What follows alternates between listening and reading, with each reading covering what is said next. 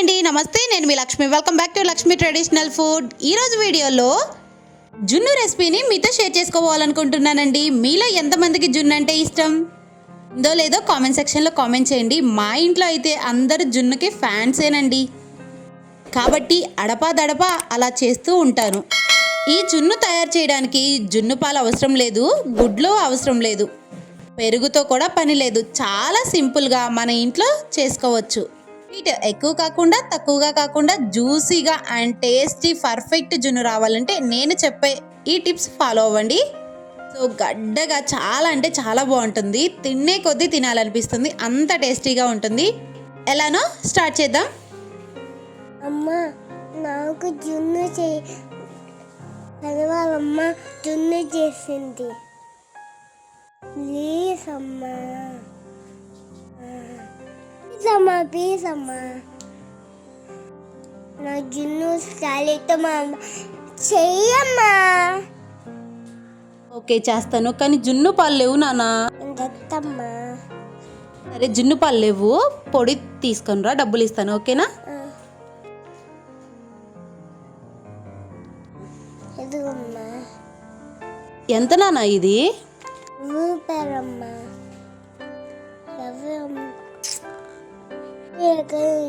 చాలా మంది ఎవరికి ఇష్టం జున్ను? జున్ను ప్రాసెస్ అయితే మొదలు పెడదాం. ఫస్ట్గా ఫ్రెష్ పాలు తీసుకుందాం. నేనైతే ఒక 1/2 లీటర్తో తీసుకుంటున్నానండి. 1/2 లీటర్కి నేను తీసుకున్న పొడి అయితే సరిపోతుంది. ఒక ప్యాకెట్ పొడి 1/2 లీటర్కి కరెక్ట్గా సరిపోతుంది. ఆ పొడి అంతా దాంట్లో వేసుకొని మిక్స్ చేసుకోవాలి.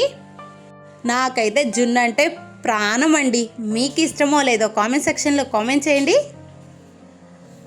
మీకు గడ్డగా ఇష్టమా జున్ను? విరిగిన పాలతో విరుగుతుంది కదా, సో అలా ఇష్టమా? డైరెక్ట్గా పెడితే విరుగుతుంది, ఆవిరి మీద ఉడకబెడితే గట్టిగా అవుతుంది.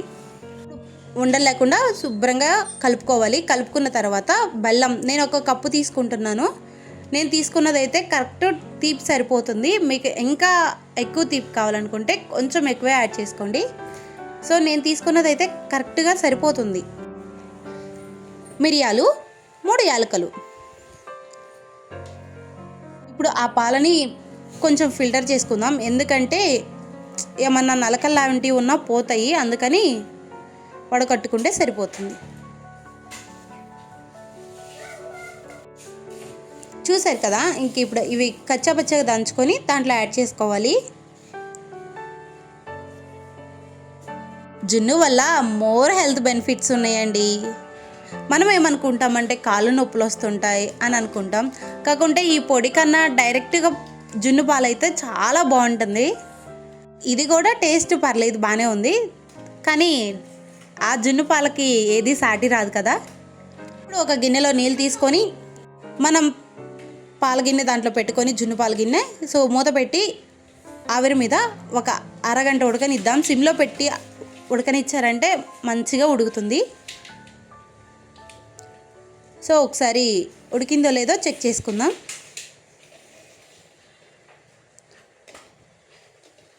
చాక్ కానీ ఒక పుల్ల కానీ పెట్టి గుచ్చితే లోపలికి వెళ్ళిందా లేదా అనేది తెలిసింది. దాన్ని బట్టి ఉడికిందో లేదో అర్థమైపోతుంది.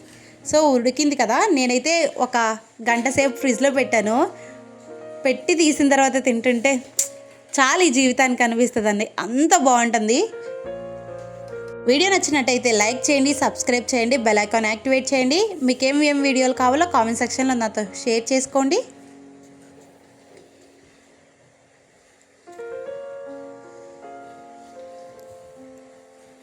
ఈసేలోపే నా కొడుకులు తినడం కూడా మొదలు పెట్టారండి.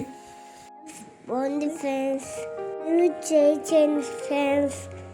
Video like thank you for watching. Thank you for watching.